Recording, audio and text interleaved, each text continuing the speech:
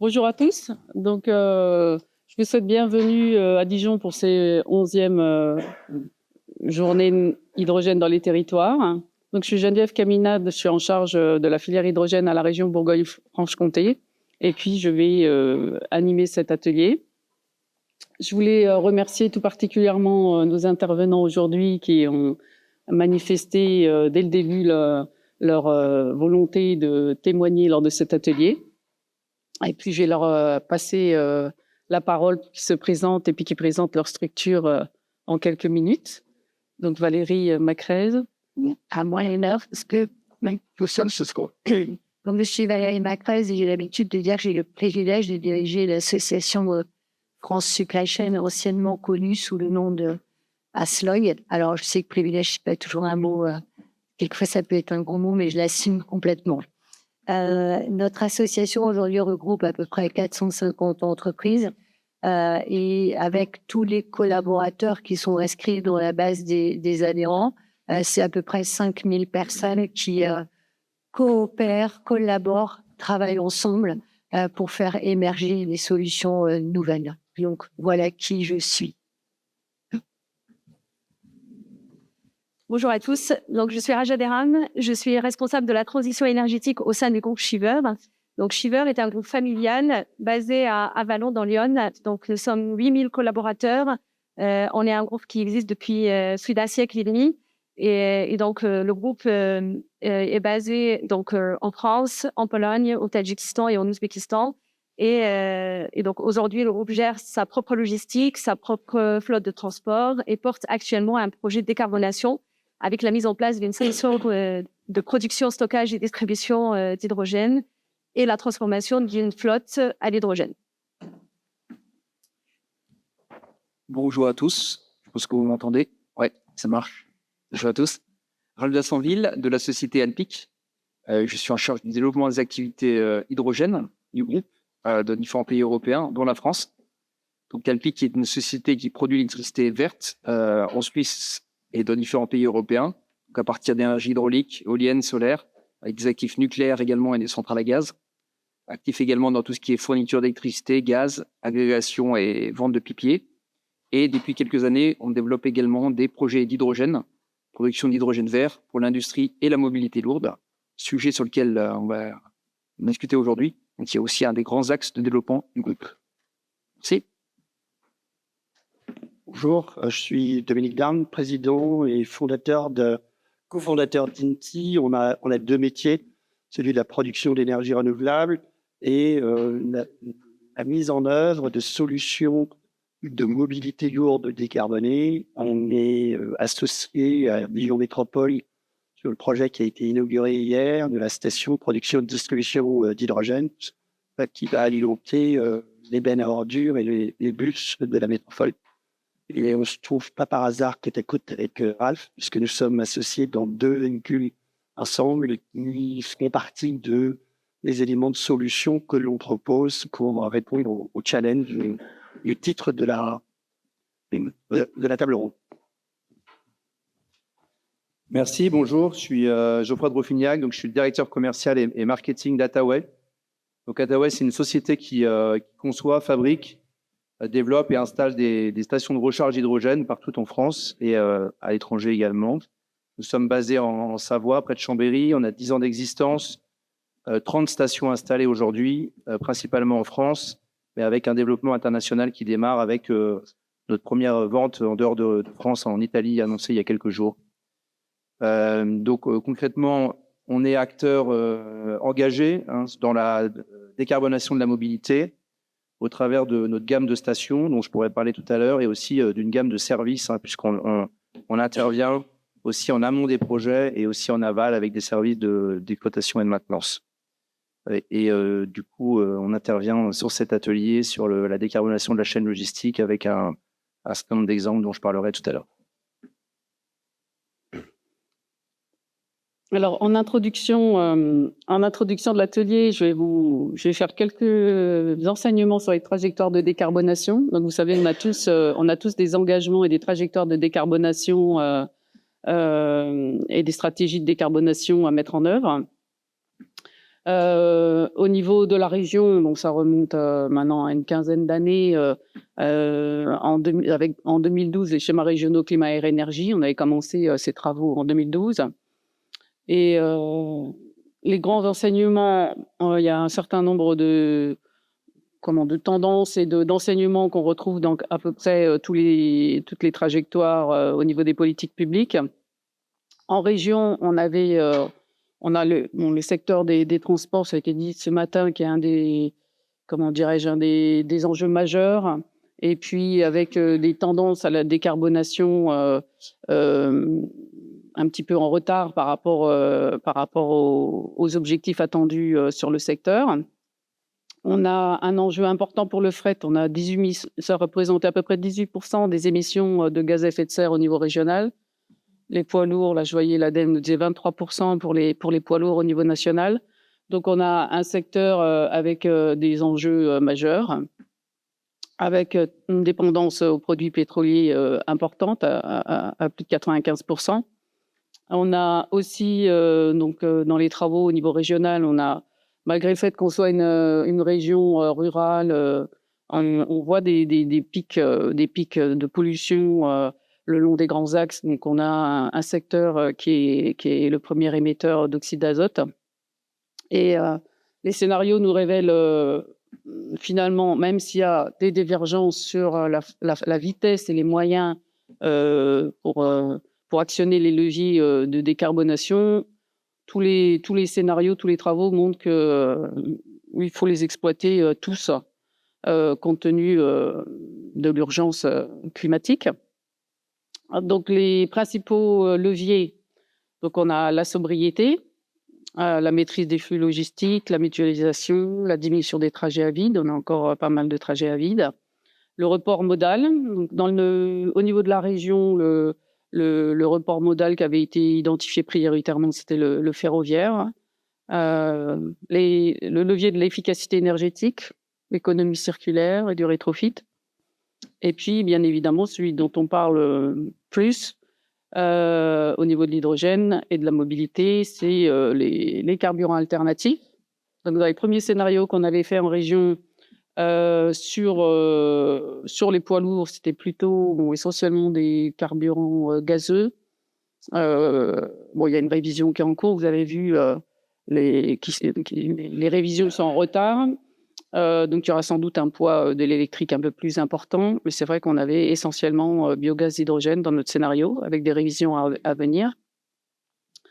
Mais ce qui est important, on en a parlé aussi ce matin, c'est de prendre en compte l'empreinte carbone en cycle de vie. Donc, de plus en plus, on en parle, c'est-à-dire de regarder les émissions en amont. Et là, je vous ai remis les derniers travaux de Carbone 4 qui confirment la pertinence des carburants alternatifs en regardant l'empreinte carbone. Et ce qui est intéressant sur ces travaux, enfin, ce qui est intéressant là sur la diapositive là, on voit qu'on ne peut pas déconnecter la réflexion et les trajectoires sur les carburants alternatifs de la décarbonation de nos systèmes énergétiques. Donc, on voit notamment ce qui explique aussi les divergences de point de vue et la complexité des débats au niveau européen, de l'Union européenne. On voit notamment, en plénière, c'était évoqué aussi ce matin, on voit qu'effectivement, en ce qui concerne l'hydrogène, les estimations de l'empreinte carbone, il y a une nette différence entre l'hydrogène par électrolyse, hydrogène renouvelable, il y a quand même un petit différentiel. Et puis surtout, quand on passe à la filière hydrogène électrolytique au niveau européen, tant qu'on n'avance pas sur la décarbonation du système électrique, on est en comment? C'est compliqué de faire une filière hydrogène décarbonée avec un mix énergétique carboné si on choisit la voie électrolytique. Donc, je vais passer la parole à Valérie Macresse, donc de France Supply Chain, qui va vous présenter les travaux de France Supply Chain en préparant l'atelier j'étais assez ravie de voir que finalement, il y a beaucoup de points de convergence avec nos travaux. Je vous laisse la parole.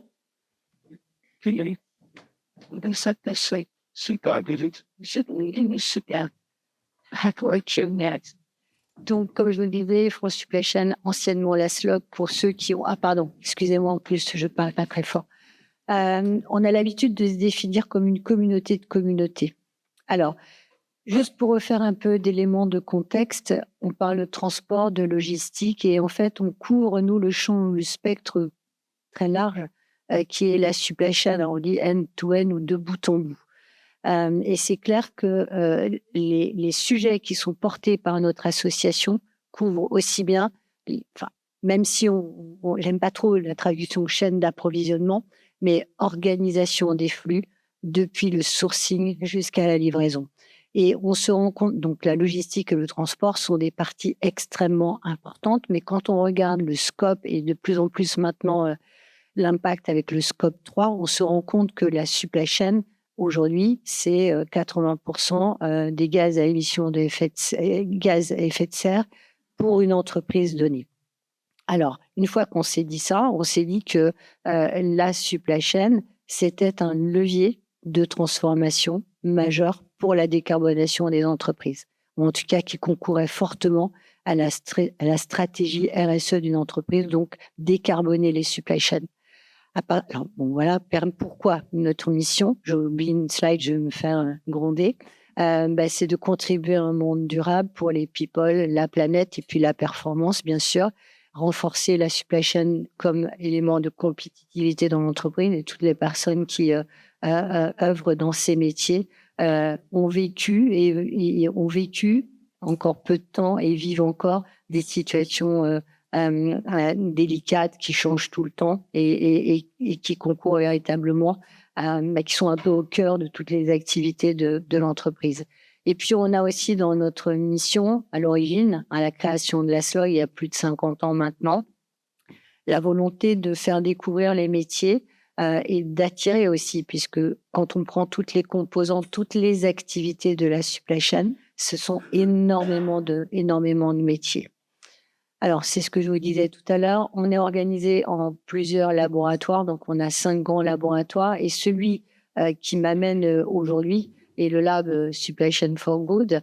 Même si j'aime pas trop les anglicismes, on n'est pas capable de traduire le mot supply chain, donc on le garde tel que. Et c'est clair que quand on parle de décarbonation de la supply chain, vient inévitablement la décarbonation de la logistique et du transport. Et dans le cadre de nos travaux, nous avons, il y a quelques années en arrière, monté une communauté.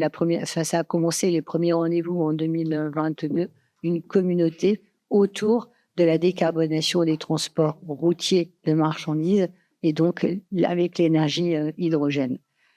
Alors, ce qui est important, et c'est probablement la raison de ma présence ici aujourd'hui, on a écrit, enfin quand je dis on, attention, j'ai des pluriels bien singuliers, ce sont les membres qui font le job à France Supply Chain.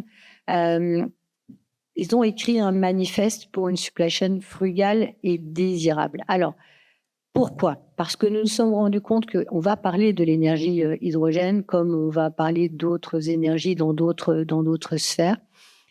Quand on parle avec nos adhérents, qui sont issus du monde de l'industrie, du monde du négoce et du monde du transport et de la logistique, en fait, on fait parler ces gens ensemble, on se rend compte que oui, il va falloir trouver des énergies alternatives, c'est inévitable, on n'a plus le temps, c'est clair. Même si les gens se bataillent sur les chiffres, aujourd'hui, il suffit de regarder autour de soi, on n'a plus le temps. Donc, il faut des énergies alternatives, il faudra de toute façon explorer toutes les pistes. Mais néanmoins, avant, la première chose qui nous semble opportune, c'est déjà aussi de ralentir les flux. Ralentir les flux, on l'a évoqué tout à l'heure, pour pouvoir aussi organiser des mutualisations de moyens et puis aussi des reports modaux possibles, etc., etc. Donc, le premier pavé de notre manifeste, c'est produire, stocker et transporter mieux. Le second pavé de notre manifeste, mais il n'y a pas d'ordre, c'est autour de l'économie circulaire et comment la supply chain a une responsabilité aujourd'hui pour pouvoir développer au maximum l'économie circulaire. Parce que, OK, le problème de décarbonation, mais on a aussi un problème de limite de ressources.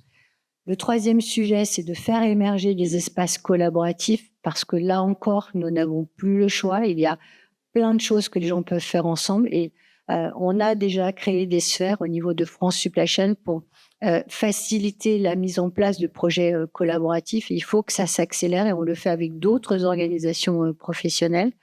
Et puis, le quatrième pavé, mais encore, il y a pas d'ordre, c'est l'humain. Parce que je sache, nous ne sommes pas encore complètement des robots, et que les personnes sont les plus importantes dans ces organisations. Quand on a traversé la crise Covid, et c'est celle qui est la plus visuelle pour l'ensemble des personnes qui nous entourent, même si on n'est pas en supply chain, on sait qu'il y a eu aussi un job terrible qui a été fait avec une chaîne humaine très, très importante. Donc, voilà pourquoi je suis ici. C'était pour vous présenter aussi l'enjeu sur lequel toutes les entreprises qui sont adhérentes, mais pas que, travaillent aujourd'hui sur la décarbonation de leur supply chain, et donc la décarbonation de leur transport. Parce que c'est une part importante, le transport et logistique, puisqu'on va parler aussi des entrepôts. Et d'ailleurs, pour l'hydrogène, ça ne sert pas que pour les camions, ça peut aussi servir pour d'autres engins de manutention.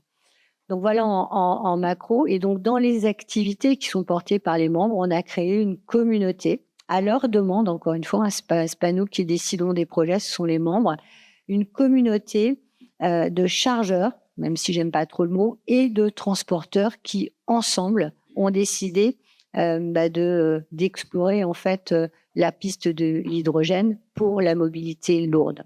Donc nous avons organisé différents ateliers, et nous nous sommes rapprochés de France Hydrogène parce que ça me semblait naturel. On va vers les spécialistes de leur sujet, et nous œuvrons de concert dès que c'est possible pour faciliter et faire émerger cette filière.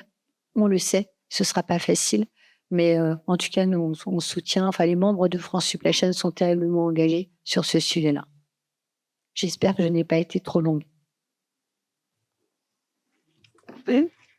Alors, on a aussi on a Raja Deram, que je remercie également, du groupe Shiver, qui s'est engagé, qui est un des premiers écosystèmes hydrogène privés, et qui s'est engagé sur l'hydrogène. Et donc, la première question en ces moments de débat intense, pourquoi le choix de l'hydrogène ? Alors, pourquoi le choix de l'hydrogène ? Parce qu'on a une activité assez particulière, parce qu'on est sur de la mobilité lourde à usage intensif aujourd'hui. Et donc, on a regardé toutes les solutions qui existaient pour décarboner les véhicules du type 44 tonnes que nous avons en interne. On a regardé donc l'électrique et on a regardé l'hydrogène.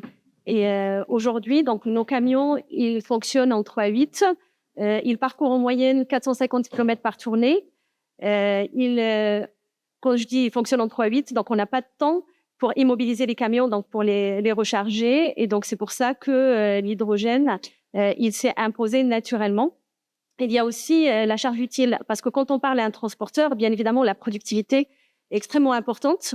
Et quand on peut mettre 33 palettes dans un camion, c'est 33 palettes, c'est pas 26 et c'est pas 18. Donc c'est 33 palettes. Et comme la charge utile reste un élément important, donc l'hydrogène, c'est naturellement imposé à nous, parce que quand on regarde que, notamment sur l'électrique, il faut transporter également donc quelques tonnes de batterie. Là, on s'est dit, non, c'est pas possible. Donc il faut rester sur l'hydrogène. Parce que déjà, ça nous permet de recharger rapidement. On est sur des temps de charge qui sont à moins de 30 minutes. Donc aujourd'hui, sur le diesel, on est aux alentours de... on se rapproche des 10 minutes. Donc rester sur... doubler le temps, ça reste raisonnable. Mais par contre, immobiliser les camions pendant 2 heures, 3 heures, voire plus, c'est pas possible. Parce que les camions aujourd'hui, ils arrivent, ils déchargent des palettes, ils remplissent le camion et ils repartent dans la foulée. Donc voilà, c'est vraiment... la vie du quotidien qui nous a imposé d'aller vers l'hydrogène. Et quelles sont les principales difficultés en fait les difficultés, il y en a beaucoup. Je pense que vous les connaissez en grande partie. Les difficultés, déjà, pour mettre un projet en place, financièrement, c'est très coûteux. Parce que nous, on a fait le choix non seulement d'intégrer des camions à hydrogène, mais aussi de produire l'hydrogène sur notre site. Donc, on a pour ambition de mettre en place, comme je l'ai expliqué, une station de production, stockage et distribution de l'hydrogène vert, donc à partir d'électricité verte. Donc, il faut synchroniser tout ça. Donc, il faut aller trouver cette électricité verte, aussi mobiliser les investissements pour la mise en place de la station. Et derrière, il faut trouver aussi les usages, parce qu'on parle des usages comme si c'était quelque chose de très facilement, on va dire, disponible sur le marché. Aujourd'hui, trouver des camions 44 tonnes neufs disponibles sur le marché, non seulement c'est très, très coûteux dans les prix qui nous sont annoncés, mais aussi en termes de disponibilité, c'est très compliqué. On a contacté quelques fabricants au début de notre projet. On a eu 0 réponse pour vous dire. Et dernièrement, on a recontacté d'autres. Et les réponses qu'on a eues, c'est des disponibilités aux alentours de fin 2026 sur les camions 44 tonnes. Et comme je l'ai expliqué, nous, on est sur des tracteurs, donc on n'est pas sur des porteurs. Donc aujourd'hui, il y a beaucoup de porteurs qui commencent à être disponibles sur le marché, mais très, très peu de tracteurs. Et donc, c'est ça aussi la difficulté qui s'est imposée à nous. Mais aujourd'hui, la difficulté pour les transporteurs et les chargeurs, elle est sur les usages, donc la disponibilité des usages, mais elle est aussi sur le prix de la molécule. Parce que quand on parle hydrogène, on parle aussi sur un montant qui est assez élevé qu'on doit mobiliser pour recharger ces camions. Et aujourd'hui, on va dire pour être raisonnable, il faut trouver de l'hydrogène aux alentours de 4,50 €, 5 € pour être un équivalent diesel. Mais aujourd'hui, vous n'en trouvez pas. Si vous trouvez déjà de l'hydrogène à 10 €, c'est parfait. Mais même à 10 €, vous n'en trouverez pas. Et donc, voilà la deuxième difficulté. Donc, je vais rester sur ces 2 difficultés parce que pour moi, elles sont majeures. C'est les usages et aussi la molécule.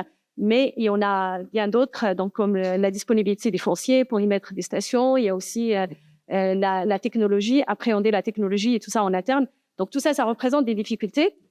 Mais néanmoins, il y a la volonté. Il y a la volonté de décarboner parce qu'aujourd'hui, vous avez le cas concret, donc le cas de Shiver. On est un cas concret d'un transporteur-chargeur qui a la volonté de décarboner ses véhicules, certes, avec toutes les difficultés qui existent sur le marché, mais on a aussi la volonté d'être pionnier, de tester. D'ailleurs, aujourd'hui, donc, le groupe a fait le choix d'intégrer déjà 2 camions en rétrofit en interne. Donc, on a fait ce choix du rétrofit parce que ça nous permet déjà d'utiliser des véhicules existants, donc qui sont encore en capacité de rouler. Donc là, les premiers véhicules arriveront en début d'année prochaine. On va tester. On est sur 2 solutions qui sont différentes. On est en train de regarder pour intégrer d'autres solutions qui existent aujourd'hui sur le marché. On sait très bien que de toute façon, on va essuyer des plâtres, mais être pionnier, c'est ça aussi. C'est essuyer les plâtres. Et de toute façon, l'objectif, c'est vraiment que cette filière soit suffisamment mature rapidement pour que tous les transporteurs puissent en bénéficier. Merci. Alors, on a un exemple pas loin d'ici, donc en Suisse, avec Alpic, d'un modèle qui tourne. Est-ce que vous pouvez nous faire votre retour d'expérience? Alors oui, merci. Donc, au sein du groupe Alpic, on a commencé il y a quelques années à développer une activité hydrogène pour produire, comme je l'avais dit, de l'hydrogène pour la mobilité lourde et l'industrie. Donc là, vous voyez un petit peu les activités d'Alpic. Donc, dans différents pays européens, on a analysé la population dans ces différents pays et le potentiel pour produire de l'hydrogène pour la mobilité lourde. Il s'avérait qu'en Suisse, on avait un contexte particulièrement intéressant, ce qui nous a amené à développer une activité pour ce pays-là en particulier. Donc, parmi nos activités industrie et mobilité lourde, on a vraiment mis l'accent il y a quelques années sur la mobilité lourde, en étant un acteur qui vise à développer notamment la partie infrastructure, production, distribution d'hydrogène jusqu'au point de consommation, pour permettre d'avoir un hydrogène compétitif et permettre vraiment au secteur de la mobilité lourde de pouvoir décoller. Donc, comme vous l'avez dit, le prix de la molécule est une des composantes importantes de l'équation. Avec... merci. Là, c'est mieux, comme ça? Oui. Ouais, merci. Avec, bien sûr, le prix du camion et également toutes les aides qu'on peut avoir qui varient d'un pays à un autre. Au sein du groupe, on a développé donc ces écosystèmes avec notamment l'activité qu'on est en train de développer en France, dont on va parler ensuite avec Dominique, sur différents écosystèmes ADEME, avec 2 structures qu'on a mis en place dans ce pays. On développe également ce type d'activité écosystème mobilité lourde en Espagne, en Italie, dans les pays nordiques. et plus particulièrement en Suisse, avec une volonté vraiment d'aller à l'échelle, donc de sortir des petits écosystèmes, ce qui était bien au départ. Alors, c'était nécessaire pour lancer les activités et de passer à des choses plus importantes pour pouvoir avoir des effets d'échelle à la fois sur la partie électrolyse, mais également sur toute la chaîne logistique pour pouvoir transporter l'hydrogène jusqu'au point de consommation. Un petit exemple de ce qu'on fait actuellement concrètement, par exemple en Finlande, de le groupe Alpiq. On est en train de construire un électrolyseur avec une participation dans une société finlandaise, un électrolyseur de 20 MW, qui va nous permettre vraiment de passer à l'échelle, donc d'avoir un gain sur le CAPEX, sur les OPEX, et de pouvoir offrir un hydrogène compétitif pour l'industrie et la mobilité lourde de ce pays. Si on vient plus particulièrement sur notre expérience suisse, donc en Suisse, on a, au sein du groupe, pris une participation dans une société qui s'appelle Idle Spider, avec deux partenaires, H2 Energy et le groupe Linde. Donc aujourd'hui, il y a un écosystème existant, donc ici, pas très loin, de l'autre côté de la frontière, avec une production de 2 MW, que vous voyez ici sur le slide, sur un de nos sites de production hydraulique, donc 100% verte tout au long de l'année. On a développé une structure de distribution par container. Là, vous voyez un des conteneurs partir pour une station-service. Et un réseau aujourd'hui avec des partenaires qui atteint les 16 stations, donc 16 stations de distribution, pour fournir, on va dire aujourd'hui, une cinquantaine de camions à hydrogène, donc des porteurs Hyundai, qui tournent depuis 2021, qui ont fait aujourd'hui 10 millions de kilomètres, avec à peu près 2500 déplacements de conteneurs de ce type-là. Donc voilà, un écosystème qui tourne aujourd'hui. Et vous allez me dire quelle était la recette pour y arriver et pourquoi ça a marché dans ce pays-là plus que dans d'autres. Pourquoi on a déjà 50 camions en Suisse alors qu'on en a sans doute moins de 4 en France en opération. Alors, il y a un contexte régulatoire très particulier, surtout un contexte de taxe très particulier. Donc, il y a une taxe routière en Suisse sur les poids lourds qui est à peu près de 91 centimes par kilomètre pour un 40 tonnes, donc un classe Euro 6.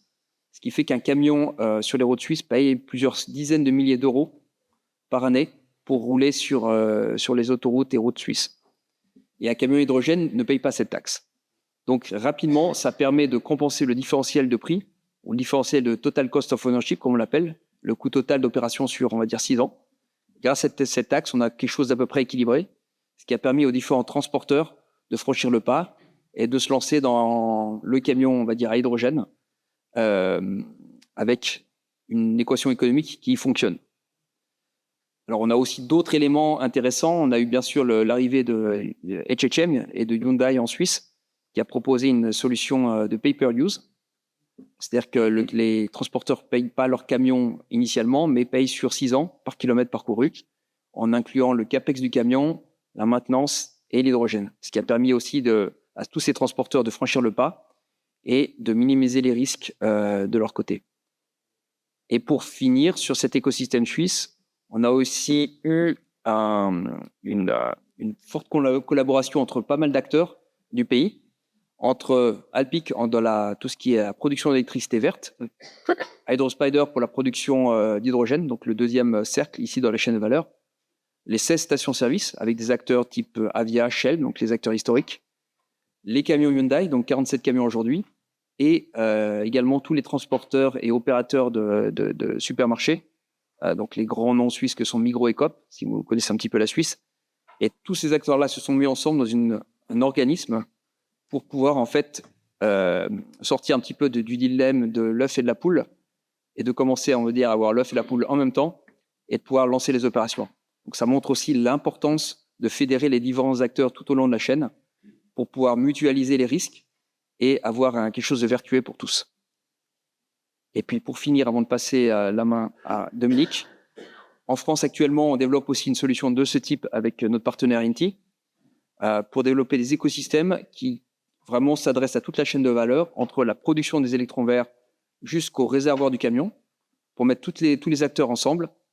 Et avec Inti, on a développé 2 sociétés notamment parce qu'on a vu un besoin important en France pour ce type d'activité qui sont Highway. Highway, c'est une société qui propose aussi en France une solution pay-per-use pour les camions, donc incluant le camion, l'hydrogène et la maintenance, et iMove, une solution qui a vocation à transporter l'hydrogène entre les points de production et les points de distribution et à équilibrer un écosystème, sachant qu'on le sait tous, Un électrolyseur a des périodes de maintenance, peut avoir aussi certains défauts. On a besoin de pouvoir fournir un backup pour garantir en tout temps qu'on ait de l'hydrogène aux stations. Et c'est le but de iMove. Je passe la parole à Dominique. Merci. Merci. Moi, je réponds un peu en écho à ce que Ralph et Ralph viennent de dire, avec l'approche que nous avons au sein d'Inti, qui est une approche intégrée. Il faut maîtriser l'amont pour pouvoir fabriquer un prix de l'aval, c'est-à-dire la production d'énergie renouvelable qui nous permet d'avoir une maîtrise long terme sur le prix. La production d'hydrogène, qui est une des briques qui est nécessaire, soit en interne, et on travaille sur d'autres solutions avec des collègues qui seront notamment dans la salle sur de l'hydrogène coproduit, qui est aussi une solution additionnelle pour pouvoir le distribuer sur des zones de distribution. Et comme Raja l'évoquait, ils ont travaillé sur les solutions adéquates entre du camion hydrogène et du camion à recharge électrique, sachant qu'on a aujourd'hui un vrai challenge économique à vaincre, qui est celui auquel on s'est attaché pour la partie hydrogène, mais on travaille aussi sur une solution complémentaire avec des camions purement électriques, qui sont celui de la compétitivité. Il y a un vrai challenge d'arriver à un prix acceptable, tant pour les chargeurs que pour les transporteurs. Pour ça, il y a des mécanismes de subvention qui se tarissent un peu sur la partie véhicule et on n'a pas beaucoup de visibilité. On a des outils en cours de mise en œuvre qui s'appellent la tire verte au cas dans la période d'exploitation, tant pour les moteurs à batterie ou les moteurs à hydrogène. Ce sont des outils indispensables et il faut répondre à un certain nombre de choses. Donc, il faut qu'on ait des véhicules, et je pense que l'expérience de Raja est intéressante, c'est vrai, l'offre de véhicules, et on le verra sur la partie hydrogène, est relativement pauvre et relativement cher.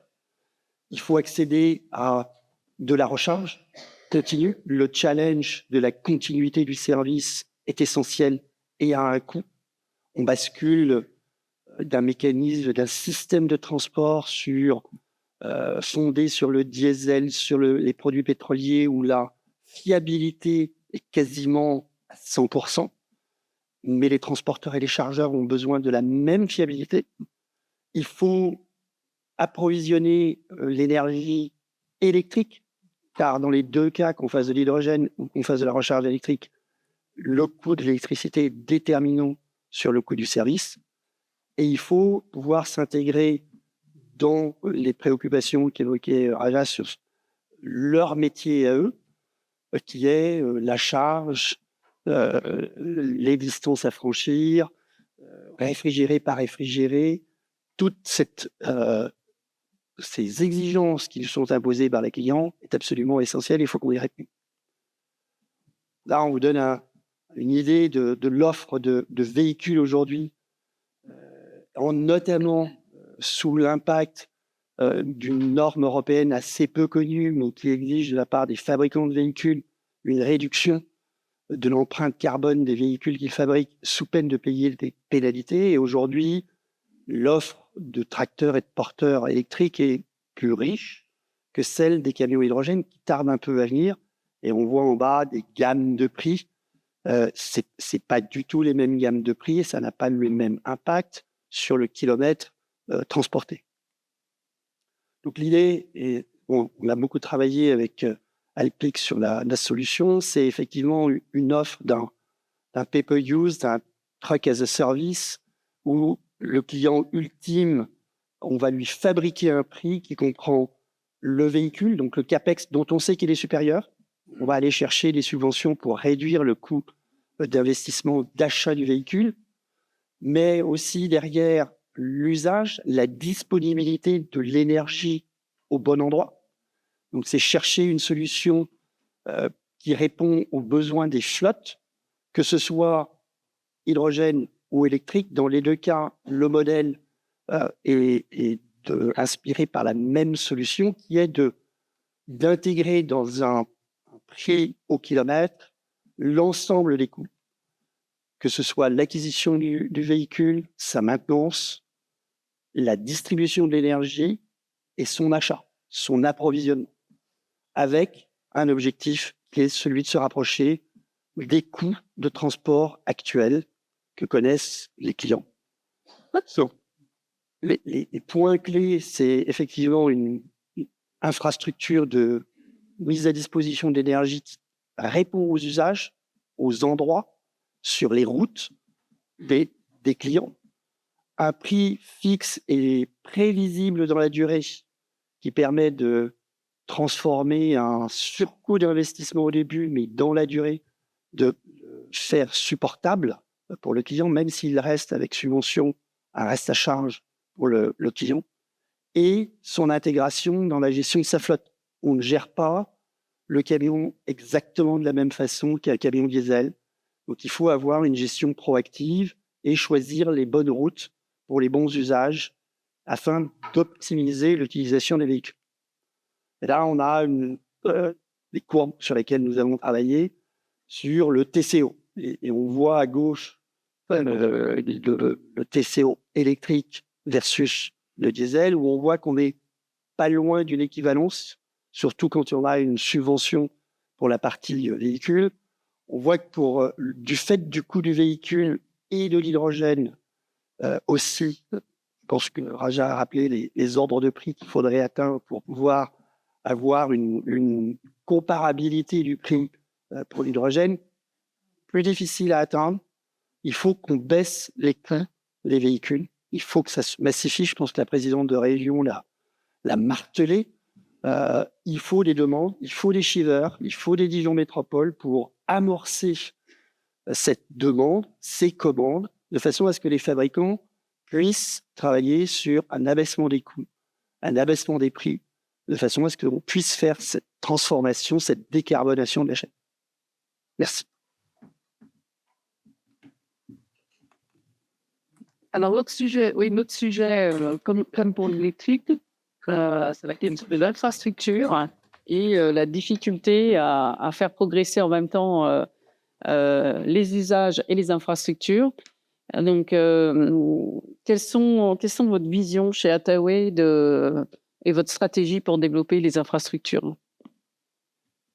C'est vrai que donc moi, je vais faire un peu écho du point de vue fabricant à tout ce qui a pu être dit par les différents intervenants autour de la table. Et donc, je vais d'abord parler des enjeux actuels qu'on peut avoir pour le développement d'un projet hydrogène dans la mobilité. Et ensuite, on essaiera de voir ensemble quels sont les enjeux à venir. Parce qu'on fera bien écho à ce que disait Dominique sur la massification, sur la standardisation, la réduction des coûts. Donc, je vais revenir un petit peu sur ces concepts. D'un point de vue sécurisation d'un projet, mais je pense que ça a été montré par les témoignages précédents, mais nous, bien qu'on soit fabricant et qu'on participe qu'à une partie de la chaîne de valeur, comme je disais en introduction tout à l'heure, on se positionne sur les projets souvent en phase amont, et du coup, on est souvent intégré dans un projet un peu plus large. Et donc, on a identifié 4 facteurs majeurs pour nous de réussite d'un projet hydrogène. Je pense qu'on pourra en rajouter un 5e qui est celui de la subvention et que je n'ai pas mentionné dans ce puzzle, mais c'est sûr qu'il est assez essentiel. Le premier élément important pour nous, c'est l'approvisionnement en énergie. Et au-delà de l'approvisionnement énergétique, c'est la stratégie qu'il y a derrière. Parce qu'on le verra tout à l'heure, il y a des stations, elles peuvent produire avec un électrolyseur sur place.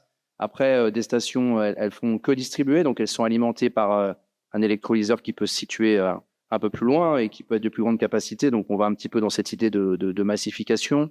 Mais au-delà de ça, il y a évidemment le coût de l'énergie, le coût de l'électricité. Donc, comment on va être capable dans le temps d'avoir un approvisionnement énergétique qui soit à la bonne échelle, bien dimensionné pour la réussite et la pérennité du projet. Le deuxième élément du puzzle pour nous, c'est le foncier, donc élément très très important. Aujourd'hui, c'est sûr que c'est plus facile de développer un projet hydrogène sur un nœud ferroviaire ou au bord de l'autoroute qu'au milieu de la Creuse ou de la Corrèze, bien que j'ai rien contre ces départements, mais c'est juste que pour permettre à une station de fonctionner, il faut qu'il y ait du passage. Alors l'ADEME aujourd'hui en France oblige à sécuriser 50% des usages pour pouvoir subventionner un projet, mais au-delà de ça, il faut aussi compter dans le temps sur le fait que le foncier ou l'endroit où va être positionné le projet va faire qu'il y aura une consommation de passage. Et ça, c'est vraiment indispensable. Et c'est pour ça que pour nous, le foncier est un élément essentiel de la réussite. Et je pense que Raja pour en témoigner avec un foncier très bien positionné au bord de l'autoroute A6 qui à minima, remplit très bien cette case du puzzle. Le troisième élément du puzzle pour nous, ce sont les usages. Donc les usages, ce sont évidemment à la fois les utilisateurs, mais ce sont aussi les véhicules. Et donc, je fais écho à ce que disait Dominique, hein, c'est sûr que les constructeurs de véhicules à hydrogène sont en retard sur leur roadmap de développement, et forcément, on parle d'œufs et de poules, mais c'est toujours un peu la même histoire. Mais si les véhicules ne sont pas disponibles, de toute façon, on aura beau développer les infrastructures, elles auront du mal à fonctionner, du coup, elles ne seront pas rentables. Donc, c'est vraiment indispensable en amont d'avoir un use case qui soit adapté avec identification des véhicules et des usagers. Et c'est pour ça que des projets, je fais écho aussi à ce que disait Raja, à des projets portés par une entreprise comme Shiver. Et c'est sûr que c'est intéressant, ou ce que disait aussi Ralph, hein, sur ce qu'ils ont pu faire en Suisse. On est vraiment sur cette exploitation de cette partie du puzzle. Et le quatrième, donc, qui est celui que je représente, donc je ne vais pas en parler trop longtemps, mais c'est la partie infra.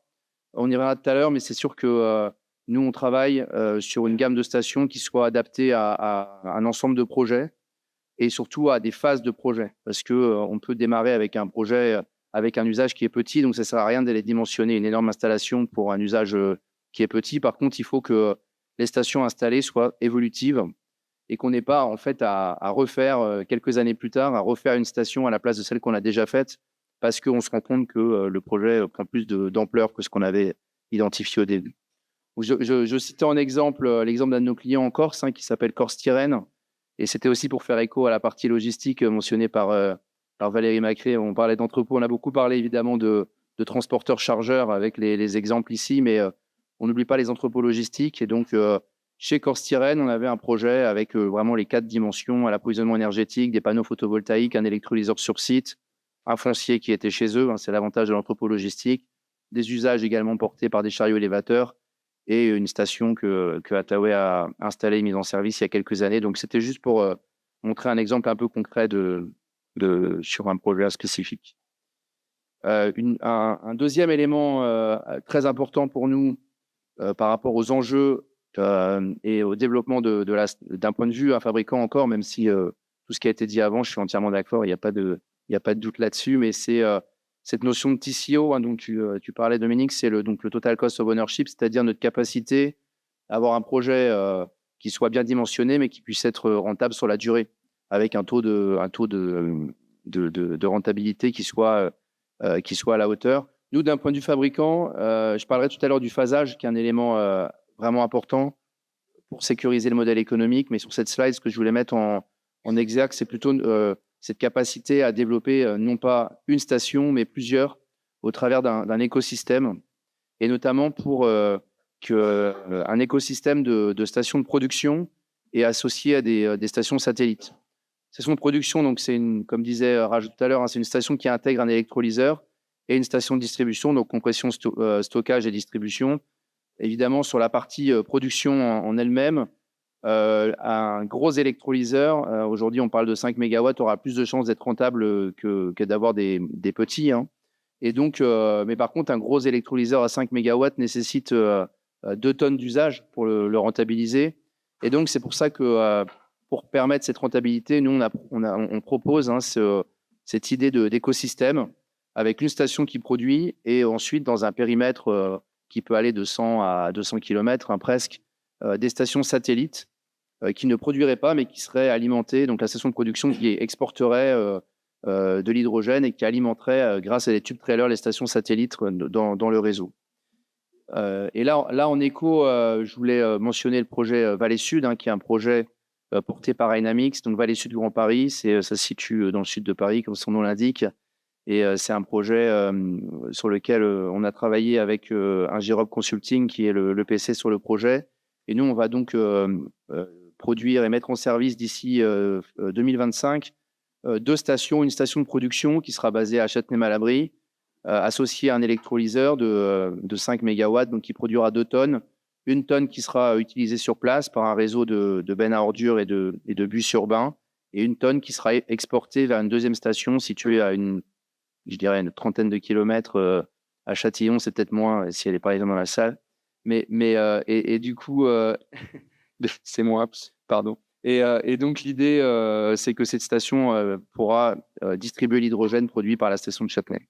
Et donc, pour là, on a effectivement, grâce à cet écosystème, on a accès à un réseau un peu plus important, un peu plus dense. Alors évidemment, on est en région parisienne, donc les distances sont assez petites, mais je suis certain qu'avec les embouteillages, ça peut prendre pas mal de temps. Donc voilà pour les enjeux et pour la sécurisation des projets. Ensuite, je voulais juste parler un petit peu des enjeux à venir. Et là, je rebondirai vraiment sur ce qui a été dit jusqu'à présent. C'est il est temps de passer à l'échelle. Le passage à l'échelle, évidemment, permettra une massification, permettra de faire des économies et donc d'accélérer la sécurisation du modèle économique dont je parlais. Donc, le passage à l'échelle, déjà, c'est un maillage. Parce qu'aujourd'hui, quand on essaie de convaincre des utilisateurs de passer à l'hydrogène et qu'on arrive avec un projet de 1 station, ils se disent si la station ne marche pas, moi, je n'ai pas d'autre choix. Et donc, il faut qu'il y ait un maillage. Aujourd'hui, on disait ce matin 70 stations de recharge en France. Je ne sais pas combien il y a de stations pétrole, mais je crois que c'est 30 et quelques mille. Donc, pardon 11 000. Bon, peu importe. 11 000. Mais bon, on voit là qu'il y a quand même un écart important et qui fait que je ne dis pas qu'il faudra se rapprocher des 11 000, mais à minima combler un peu plus le gap pour offrir un meilleur service aux usagers et de la redondance. Et aujourd'hui, la redondance a un coût énorme parce que la seule manière de le faire, c'est de redonder les équipements. Et donc, quand on installe 1 station, en fait, on installe 2 et donc on paye 2 fois le prix. Donc, il vaut mieux qu'il y ait 2 stations. Comme ça, si la station ne marche pas à un moment T, l'usager pourra toujours aller à la suivante. L'élément suivant important pour moi, c'est la standardisation. Et donc, pour ça, c'est à nous, fabricants, de faire un effort aussi, parce que la standardisation, ça permet, dans le temps, un meilleur modèle économique, et notamment dans tout ce qui est exploitation et maintenance. Et aussi en amont, on parlait de supply chain, mais tout ce qui est approvisionnement, évidemment, si on approvisionne pour 1 ou pour 20 unités, le prix des composants n'est pas le même. Et donc, c'est dans ce sens-là aussi que nous, on travaille. Ensuite, un élément additionnel, et je crois qu'il y a un groupe de travail spécifique demain à ce sujet, c'est tout ce qui est normes et réglementations.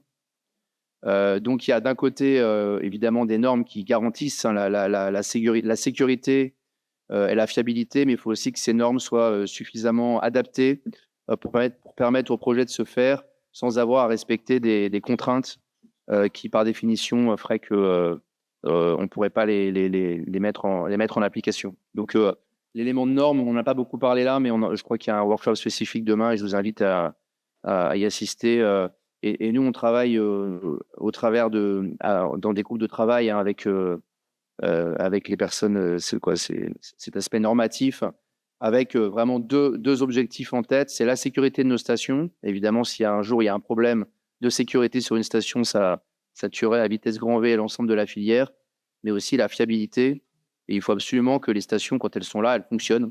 Et donc, on ne peut pas se permettre d'avoir ce problème-là. Ensuite, je voulais juste dire un mot sur la durabilité. On a beaucoup parlé de services, de maintenance, d'après-vente. On l'appelle de différentes manières, mais toute la partie exploitation-maintenance. Et sur un projet, finalement, c'est des chiffres à rediscuter avec les développeurs à ma gauche, mais nous, ce qu'on voit, c'est qu'en gros, tout ce qui est maintenance, c'est à peu près 10% du CAPEX. Donc, ce qui fait qu'au bout de 10 ans, on a globalement payé 2 fois la station. Donc, il y a un élément quand même vraiment important à optimiser aussi là, et surtout à mettre en place une vraie filière de personnes capables d'entretenir, d'exploiter, de maintenir des stations hydrogène. Parce qu'aujourd'hui, il y a un petit écart quand même sur des stations où nous, en tant que fabricants, on intervient souvent plutôt en niveau 3 et 4, au niveau de la maintenance. Et on a parfois la sensation qu'au quotidien, les personnes qui entraînent la station n'ont pas les connaissances ou les compétences à niveau. Et c'est d'ailleurs pour ça qu'on a mis en place chez nous une académie de formation qui a vocation à permettre à des entreprises d'envoyer leurs techniciens pour venir se former à l'hydrogène. Je voulais donc pour conclure parler d'un écosystème sur lequel Attaway est co-actionnaire, qui se situe dans la vallée de l'Arve, donc qui s'appelle Arvi. On est en SPV avec Super U, avec Axpo, avec le Crédit Agricole, avec Jeanlin. Et l'idée, c'est d'essayer de travailler sur ce projet, sur le phasage. Donc, j'en ai parlé un petit peu tout à l'heure, mais l'idée, c'est pour pouvoir passer à l'échelle assez rapidement et ne pas avoir à attendre les usages ou les fameux 2 tonnes d'usage par jour. Ce qu'on va faire sur ce projet, c'est pendant 18 mois, mettre une station plus petite, avec à peu près 200 kg de capacité de distribution au quotidien, avec un usage qui est sécurisé par des véhicules de location du magasin Super U et par des autocars qui vont faire la liaison entre l'aéroport de Genève et puis les stations de ski qu'il y a au bout de la vallée. Et donc, ça va nous permettre, pendant ces 18 mois, de montrer que la mobilité hydrogène fonctionne et de continuer à alimenter et à augmenter les usages et pouvoir, en deuxième phase, donc prévu dans 2 ans à peu près, upgrader la station et en faire une station capable de distribuer un peu plus d'hydrogène par jour. Voilà, je crois que j'avais une dernière slide qui était un peu de l'autopromo, mais j'en profite. Et je l'ai déjà dit tout à l'heure, mais nous, ce qu'on essaye, c'est d'avoir une gamme de stations qui s'adapte un petit peu à l'ensemble des besoins ou à l'ensemble des usages. Et donc, on a chez nous une station mobile qui est pour un projet plutôt très court terme, de l'ordre de quelques mois. Si on veut faire une démonstration ou si on veut mettre en place une sorte de tampon par rapport à un projet qui prend un peu de retard. Ensuite, on a la station compacte, donc une station qui est déplaçable, qui a vocation plutôt à aller sur un projet pendant 1 an et demi, et donc qui est par exemple une station qui peut être utilisée pour des amorçages de projets. Et ensuite, évidemment, la station qu'on a qualifiée de performance. Et donc aujourd'hui, c'est notre gamme évolutive et on a des stations qui peuvent délivrer jusqu'à 2 à 3 tonnes d'hydrogène par jour, soit directement connectées à un électrolyseur si la station produit, ou alors alimentées par des tubes trailers. Donc voilà ce qu'on pouvait dire d'un point de vue acteur engagé, mais sur la partie composant ou sur la partie équipement sur ces projets. Et donc l'ensemble des enjeux, je pense, répond pas mal en écho aux discussions qu'on a pu avoir tous ensemble. Merci. Je vous remercie pour cette présentation. On voit en quelques années la maturité dans les réflexions et les initiatives et puis la concrétisation des projets. On va peut-être passer l'intérêt de ces ateliers, c'est aussi les échanges avec la salle. Donc, je vous remercie d'avoir permis aussi du temps aux questions.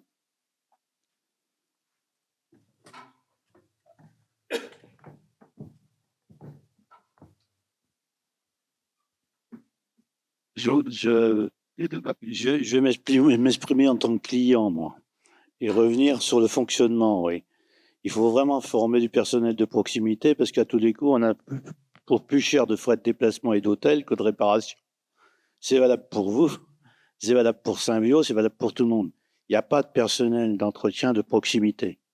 Nous, sur la région centre, on est en train de conventionner avec la faculté d'Orléans pour former justement à partir des boîtes de formation professionnelle les agents aux nouveaux métiers, que sont l'électricité, l'hydrogène et le reste.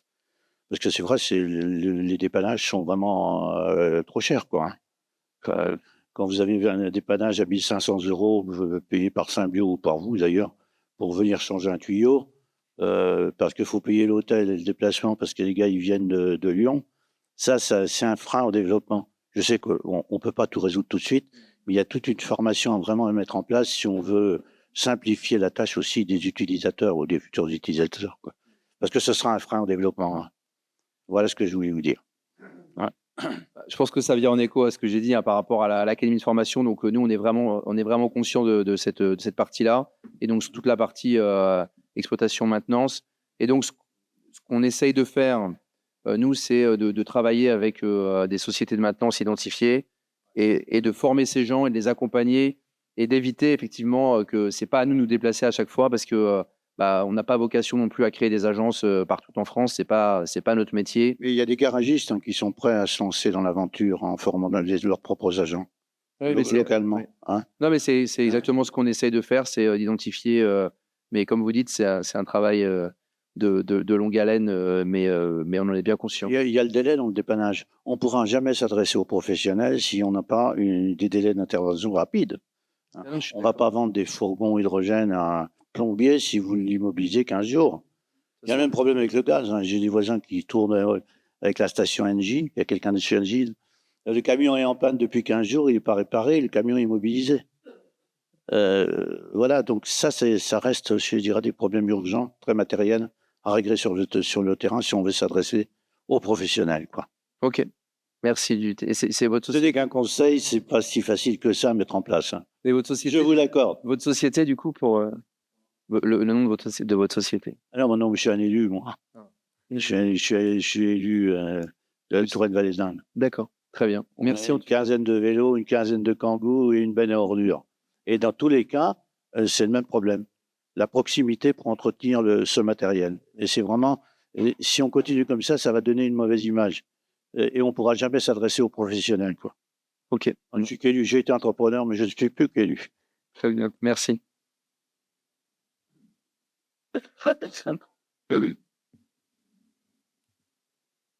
Donc, pour apprendre les Suisses, vous pouvez revenir sur la façon dont les Suisses sont arrivés par le biais de la fiscalité à imposer un peu ce modèle, alors qu'ici, on a des portiques partout qui ne servent à rien, qui ont coûté une fortune, qui peuvent être mis au service, non? Je sais pas. Alors vous m'entendez, hein? Ouais.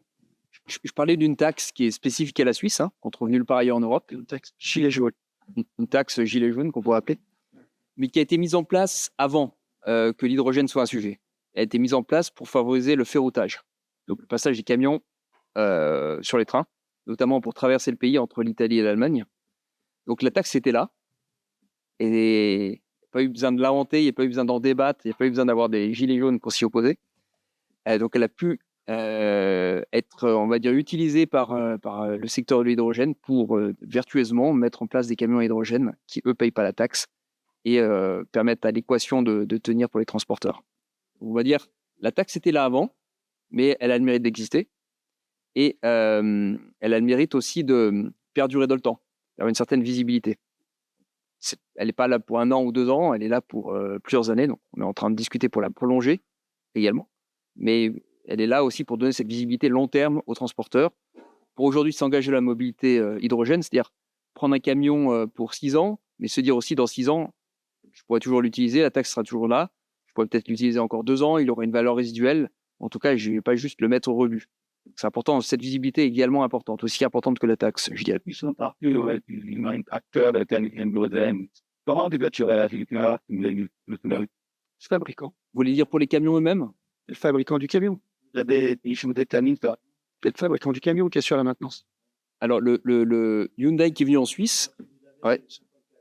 Je n'ai pas les pays. Alors,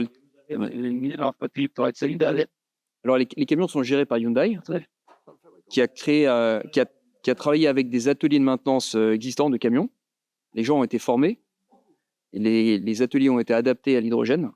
Et aujourd'hui, il y a plusieurs ateliers en Suisse qui permettent d'entretenir. oui. Tout à fait. Ah oui. On peut marcher que comme ça. Oui. Et il faut un volume. On ne peut pas faire un camion de camion. Ce n'est pas possible. C'est le cas, ce qu'on voit sur Dijon métropole, avec une masse de bus et de bennes à ordures. Il faut du personnel, il faut des ateliers qui sont à Tex. Il y a une formation, c'est pas les mêmes technologies. Hein. C'est pas possible un seul véhicule dans la Pampa. Et je rebondis sur la fiscalité. Hein.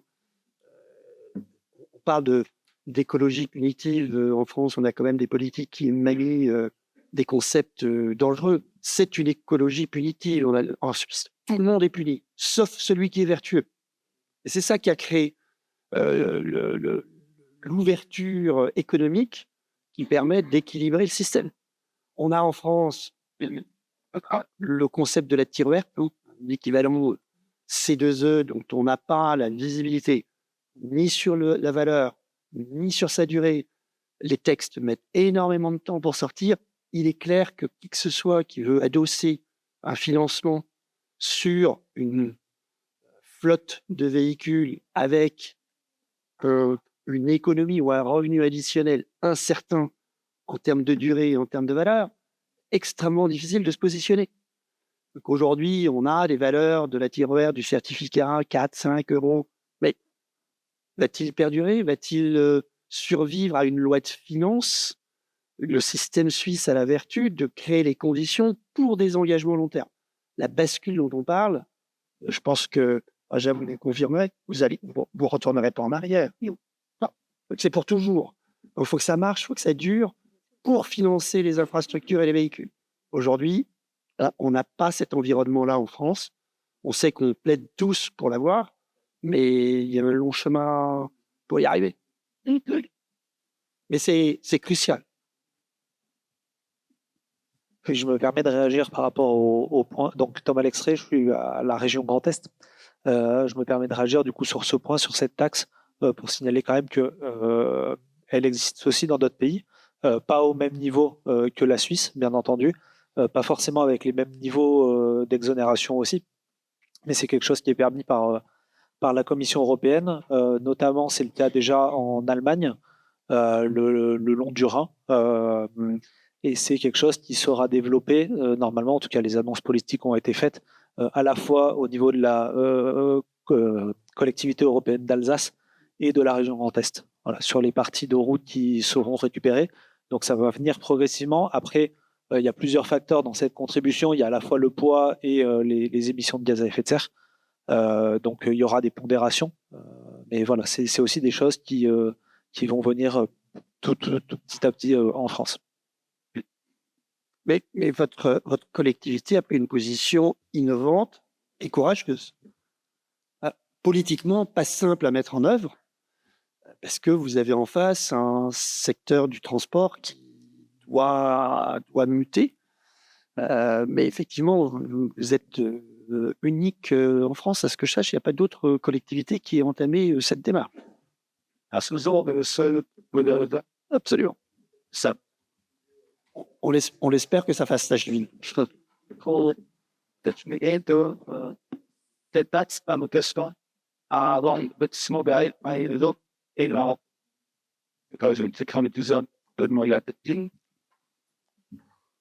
Fontaine, je suis un élu du Grand-Bourg. Vous êtes élu, c'est votre travail. Mais on est élu au niveau de nos territoires, c'est-à-dire peu. Et là, ça se joue au sort d'élections européennes, ça se joue sur une fiscalité européenne. C'est à un autre niveau que chacune des régions vienne prendre des mesures. On veut développer une filière hydrogène au niveau de l'Europe. La fiscalité ne se joue pas au niveau de nos territoires. Très bien ce que vous faites en Suisse, mais ça se joue à un niveau autre. Nous avons la particularité sur la supply chain, nous stockons sur le territoire de cette communauté d'agglomération, le plus gros stockage européen de gaz et Storengy développe donc par le projet Hipster le stockage en cavité saline, et à l'autre bout complet de la chaîne où on fabrique des camions électriques 44 tonnes chez Volvo Renault Trucks. Nous, élus du territoire, quel poids je pèse par la décision qui se prend chez Volvo en Suède à Göteborg, et puis de l'autre côté par Engie au niveau européen. Alors, autant on voit le rôle qu'on peut avoir à jouer, nous les élus du territoire, sur la formation ou autre, on s'interroge beaucoup sur comment mettre en lien vraiment cette supply chain, tous ces acteurs. On s'efforce, c'est presque notre rôle d'élu de créer du réseau, et on essaye de créer du réseau, mais j'ai envie de dire, au niveau de nos territoires, c'est difficile. Et là, il y a une prise de conscience européenne, je pense, qui a été prise aussi au niveau français. Et je regrette, on sort d'élections européennes où ces sujets-là n'ont pas été complètement pas débattus. Et là, on ne parle pas de la réindustrialisation en France actuellement. Donc, on a vraiment, nous, petits territoires, qui comprenons bien la chance que nous avons dans nos territoires de pouvoir développer le type de filière une fast chain au niveau de l'hydrogène. J'allais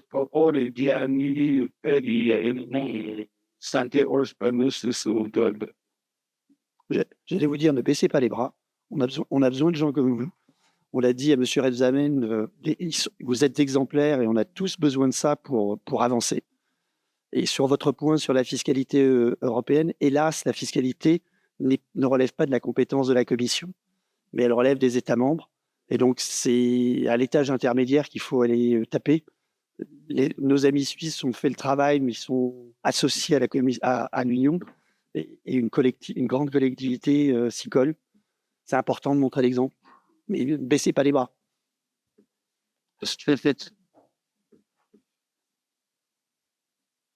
Bonjour à toutes et à tous, Denis Rago, Forestia. J'ai une petite question un peu technique plutôt. Aujourd'hui, on est sur du 350 bars dans la mobilité lourde. Certains de nos clients nous demandent du 700 bars pour de l'autonomie.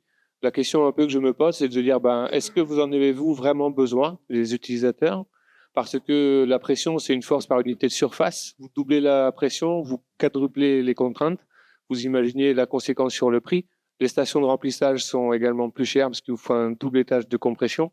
Donc, quelle est votre position par rapport à l'augmentation potentielle nécessaire et demandée par les fabricants de camions sur le 350-20?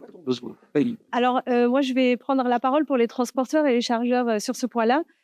Au fait, aujourd'hui, je pense que les transporteurs vous relayent l'information qu'ils ont eue par les fabricants. Parce qu'aujourd'hui, la majorité des transporteurs ne connaissent rien sur la partie technique. Vous savez, ils ne font que relayer l'information qu'ils ont par les fabricants. Quand un fabricant de camion il leur dit il vous faut du 700 bars pour remplir votre camion dans un temps qui est assez réduit, ils viennent vous voir en vous disant voilà, il nous faut du 700 bars. Aujourd'hui, on sait très bien que la majorité des stations proposent du dual pressure, donc notamment les stations Dataway, donc qui vous permettent de recharger en 700 bars ou en 350 bars. Du coup, la question ne se pose plus. Mais sachez que pour la majorité des transporteurs, ce n'est pas une question de connaissance technique, c'est simplement un relais d'information des fabricants vers vous. Et Denis, tu as les solutions d'hydrogène liquide qui arrivent. Donc, par de la combustion. Donc, on a des véhicules qui vont arriver avec encore une autre forme de distribution et de stockage qui va poser ses propres problèmes. On sait que ce n'est pas stabilisé. Et à la fin, c'est véritablement les usages et le coût qui vont finalement donner la solution qui va s'imposer. Mais la difficulté, c'est des stations à 350 bars aujourd'hui. Si l'évolution va à du 700 bars, que fait-on? Est-ce qu'on arrive à les faire muter?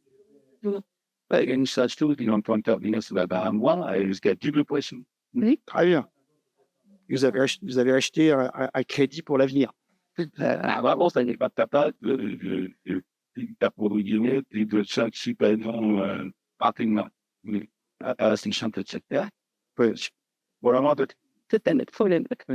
c'est vrai qu'on parlait tout à l'heure, quand je parlais tout à l'heure d'évolutivité, c'est un peu cette idée-là, de dire il faut aujourd'hui construire une station qui va durer dans le temps. Alors, on ne connaît pas comment ça va évoluer. Alors, mais c'est vrai que ce qu'on connaît déjà, c'est mieux de l'implanter dès maintenant plutôt que se limiter à un usage qui va couvrir peut-être le besoin initial, les usages identifiés, mais on parlait des besoins des besoins en passage, hein, donc des véhicules qui sont non prévus un peu dans le business plan.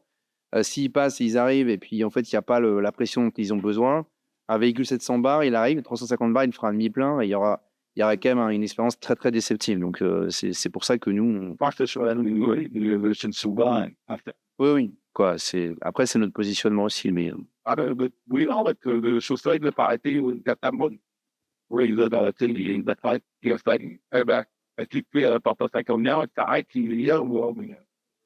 ouais, je dirais si on a un réseau suffisamment dense également, avec on rejoint le maillage. voilà, avec un petit sujet qui est, je pense, peut-être même plus important que la pression, c'est également un maillage dense et avoir plusieurs stations, parce que les stations, elles ont aussi leur petit défaut de jeunesse, souvent.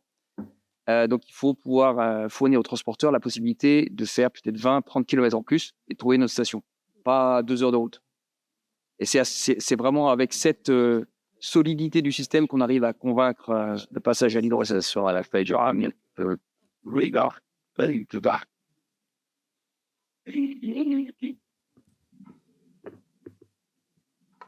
Merci.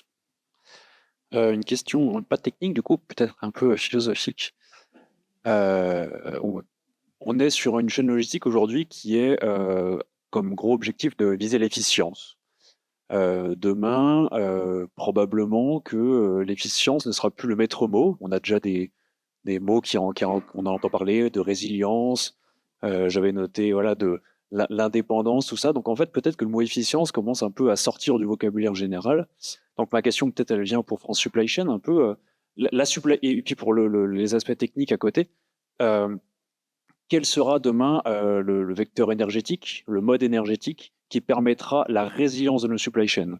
En ce sens, j'entends demain, je veux pouvoir avoir ma tomate d'Espagne. Voilà. Comment on fait ça dans une chaîne logistique qui va être disruptée par par exemple, voilà, l'approvisionnement en pétrole qui en Europe va décliner dans les 20 prochaines années?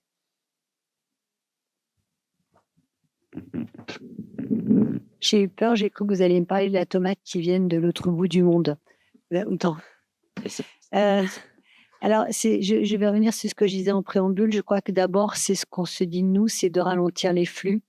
Et aussi, en fait, c'est un basique ou un fondamental. L'énergie qui est économisée, c'est celle qui n'est pas dépensée.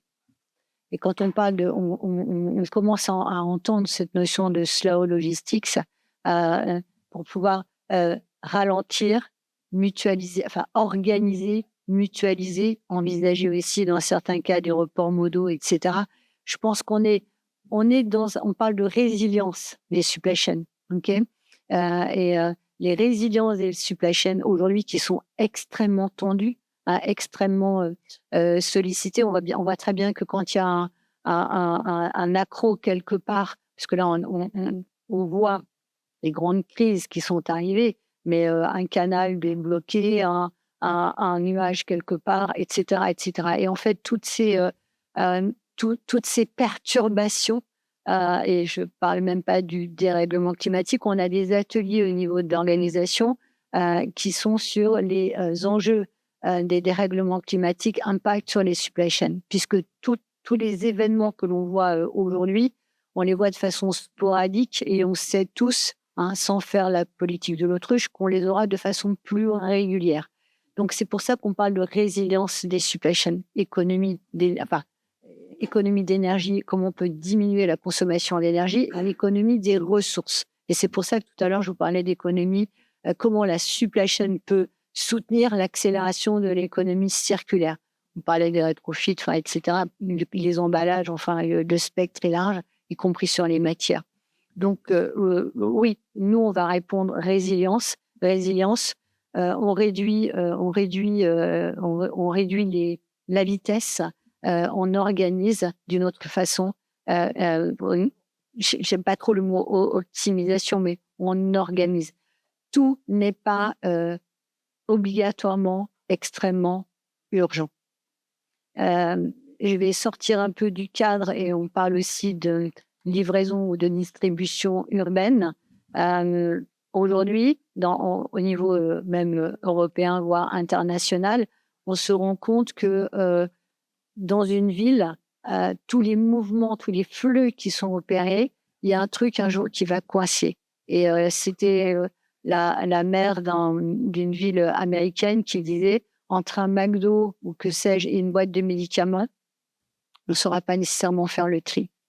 On a accéléré les flux au maximum et je plaide coupable parce que la supply chain a permis tout ça. Aujourd'hui, il y a peut-être une autre façon de voir les choses. En tout cas, ce sont les messages.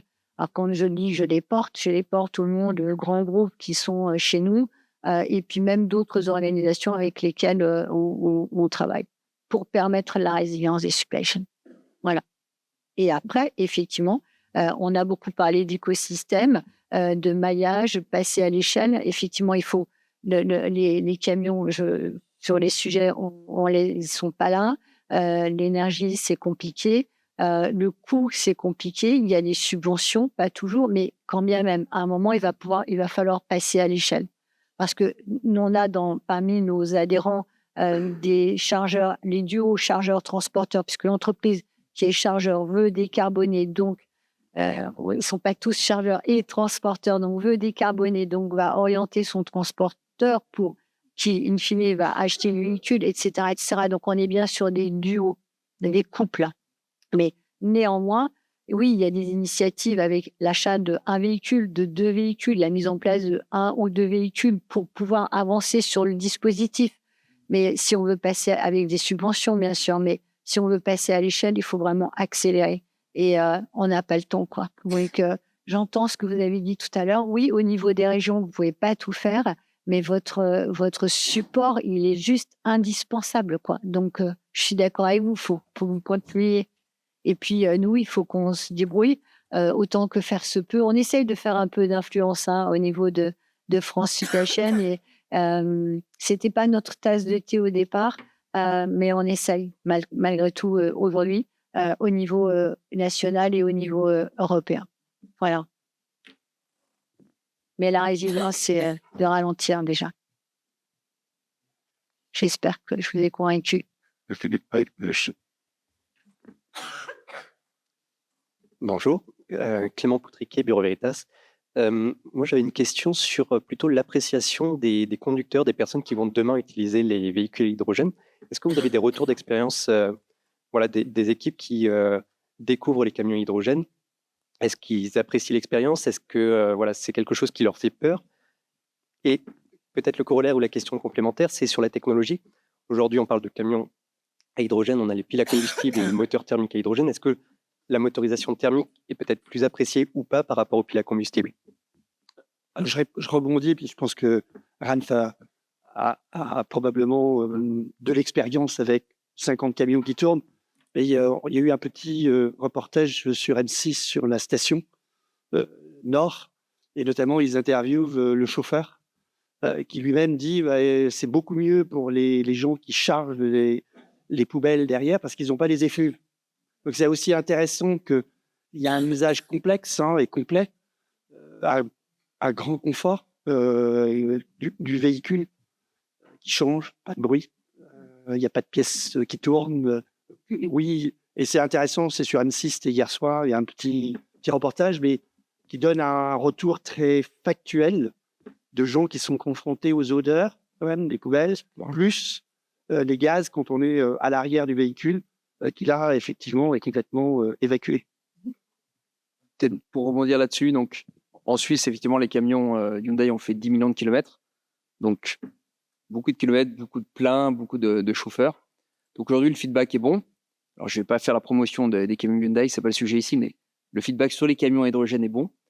Donc, les chauffeurs, finalement, se sentent même valorisés de conduire ce camion. C'est un camion différent d'un autre. Ils peuvent dire à leur famille, à leurs amis qu'il faut quelque chose de spécial, en tout cas, et de vertueux. Donc, bon feedback et pas d'appréhension particulière. Ils apprécient effectivement le silence de conduite, les accélérations.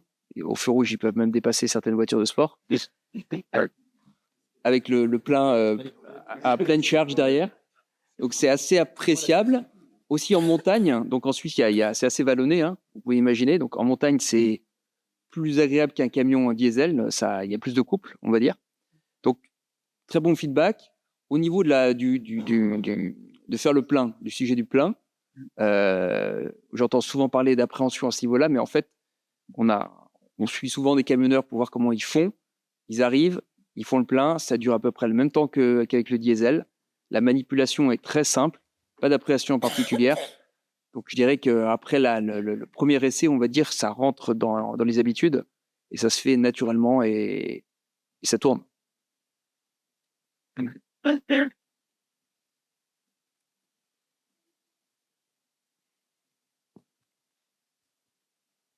Oui, bonjour. Juste une question sur le foncier, parce que je pense qu'avec 70 stations en France, j'ai lu sur une note, il y en avait 90 en projet. Le foncier peut-être a un problème. J'avais une question assez bête. Est-ce qu'on peut avoir une station hydrogène, une station avec plusieurs énergies, électrique et l'hydrogène, et essence classique? Parce que ça faciliterait sans doute l'utilisation du foncier actuel. On voit quand même qu'on a une tendance à baisser le nombre de stations en France et à les éloigner des centres-villes. Donc, voilà, c'est peut-être une question. C'est surtout une question de régulation. Alors, j'ai pas de photo malheureusement, mais en Suisse, on a des stations qui étaient des stations qui le sont toujours, hein, fourniture d'essence, de diesel, sur lesquelles ont été mis des stations hydrogène, donc en fait, sur la même station, et autour desquelles il y a également des bornes électriques. Donc, c'est la régulation particulière du pays qui le permet. Maintenant, pourquoi on n'y arrive pas forcément dans d'autres pays? C'est une question de régulation, de distance de sécurité. Mais a priori, je pense qu'en étudiant la question, on devrait pouvoir également y arriver. Et ça, ce site vertueux, c'est que sur le même foncier, effectivement, on offre plus de solutions énergétiques. On rentabilise mieux le foncier et on optimise parfois la place qui manque, par exemple, dans des installations de périphérie de ville, notamment. Je laisse peut-être répéter. Non, mais je pense que tu as tout dit. C'est l'aspect normatif, et c'est vrai qu'en France, c'est interdit, donc on ne le fait pas. Mais c'est vrai que moi, pour m'être rechargé plusieurs fois dans des stations en Suisse, c'est une borne, elle est à côté de l'autre. C'est un peu, quoi, c'est transparent. Donc, il y a sans doute à travailler dans ce sens-là, mais c'est une bonne remarque, clairement. Il y a aussi la différence entre une station où on produit et une station où on ne fait que distribuer, puisqu'on a une réglementation qui a des seuils de quantité d'hydrogène sur un site avec des exigences de distance, d'éloignement et de gestion des risques. Je pense que Bureau Veritas est à même de l'accompagner sur ces sujets-là, mais effectivement, c'est une gradation en fait des exigences réglementaires qui font qu'aujourd'hui, on ne peut pas mélanger les énergies, et aussi une perception des assurances qui, par exemple, ne veulent pas de bornes électriques à charge rapide à proximité d'une distribution d'hydrogène. Le risque est explosif.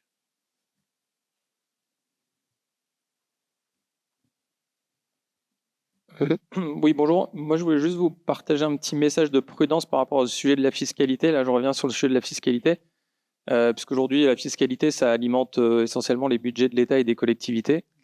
Et donc, ce qu'on peut imaginer, c'est quand on va avoir un basculement des énergies fossiles vers les énergies décarbonées. Aujourd'hui, les énergies fossiles rapportent plusieurs dizaines de milliards d'euros à l'État chaque année.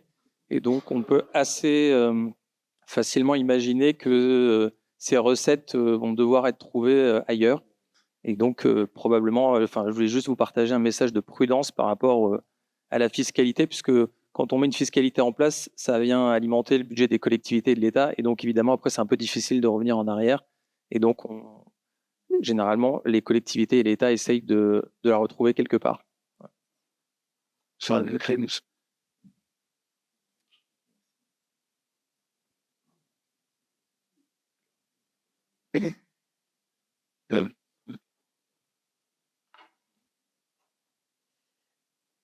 J'avais du coup une autre question, c'était plus sur les retours d'expérience sur l'utilisation de camions, tant sur les transports, voilà, sur l'hydrogène. Est-ce que vous avez des retours d'expérience sur les principales causes d'indisponibilité? Parce que j'imagine qu'il doit y en avoir. Est-ce que c'est plus dû justement aux infrastructures de recharge ou plutôt par rapport aux camions? Et si c'est aux camions, est-ce que c'est plutôt, on va dire, sur la technologie hydrogène ou sur la technologie camion en tant que telle qui a ses propres sources d'indisponibilité? Est-ce que vous avez un panorama aujourd'hui, quelque chose qui ressort en termes de ces causes d'indisponibilité? Peut-être couvrir ce point. Donc au sein du groupe Alpic, donc, on opère avec des partenaires la partie production, la partie transport jusqu'aux stations, pas les camions en tant que tels. Donc, on a les retours qu'on peut entendre. Donc, au niveau du matériel roulant, il y a très peu de soucis. Il y a la même fiabilité qu'avec des camions diesel, avec un réseau de maintenance dont on parlait il y a quelques minutes qui a été développé pour vraiment fournir cette maintenance rapidement. Donc, pas de souci à ce niveau-là. Je dirais que dans toute la chaîne, il y a des points sensibles. Les points sensibles, c'est notamment tout ce qui est compression et les compresseurs de façon générale, qui sont des points d'attention, et c'est là où on peut avoir des soucis de problèmes de maintenance, de pièces qui cassent, il faut changer rapidement. Ça, c'est un des points d'attention de la chaîne. Alors, je pense qu'avec le développement de la filière, les retours d'expérience, petit à petit, ce matériel va aussi se développer, gagner en fiabilité, et on va aussi pouvoir donc avoir toute une chaîne qui marche mieux. Mais encore une fois, ça met aussi en lumière la nécessité d'avoir plusieurs stations-service dans un écosystème pour que les transporteurs puissent rapidement passer sur une autre station-service s'il s'avère que l'une d'entre elles et hors service pendant plusieurs heures souvent. S'il y a d'autres retours aussi sur les bus ou d'autres véhicules, mais je pense qu'en général, au niveau des véhicules, ça marche bien. Pour ça.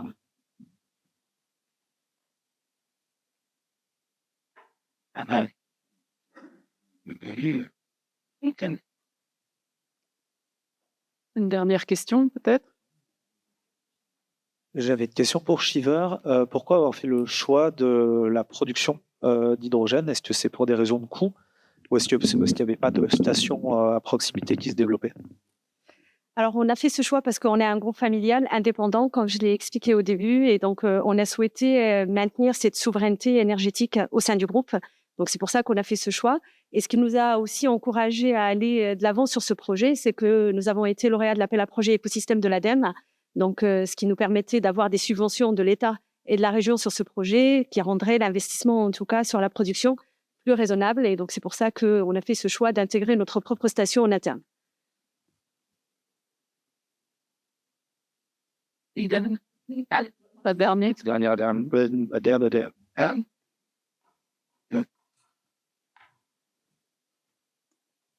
Merci.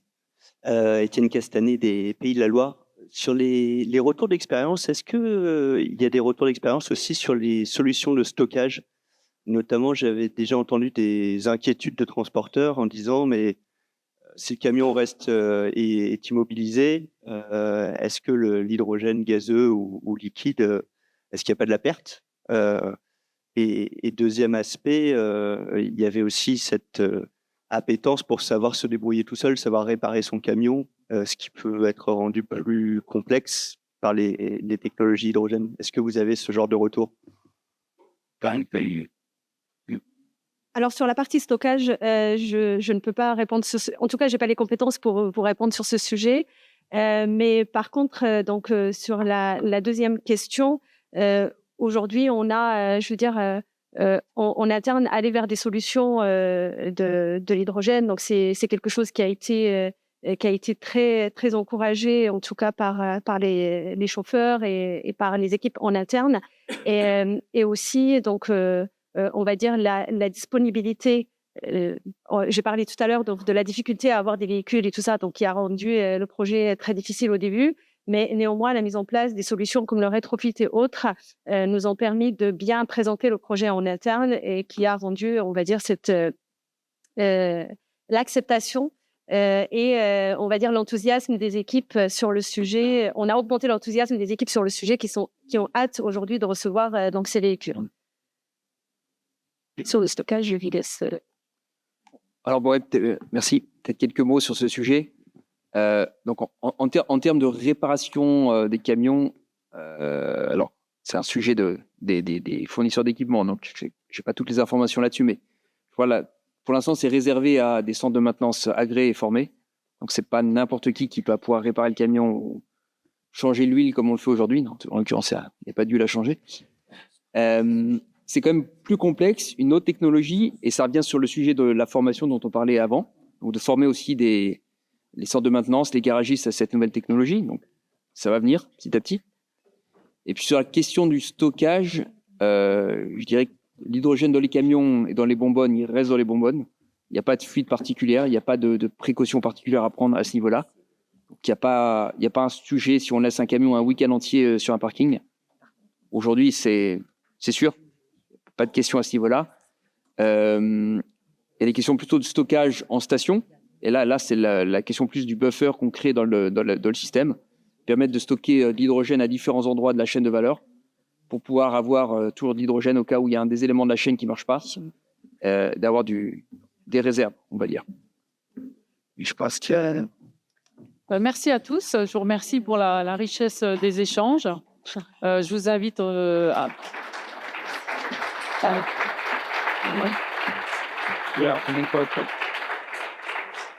Je vous invite à poursuivre les échanges, soit avec nos intervenants, avec les exposants, et à profiter de votre colloque.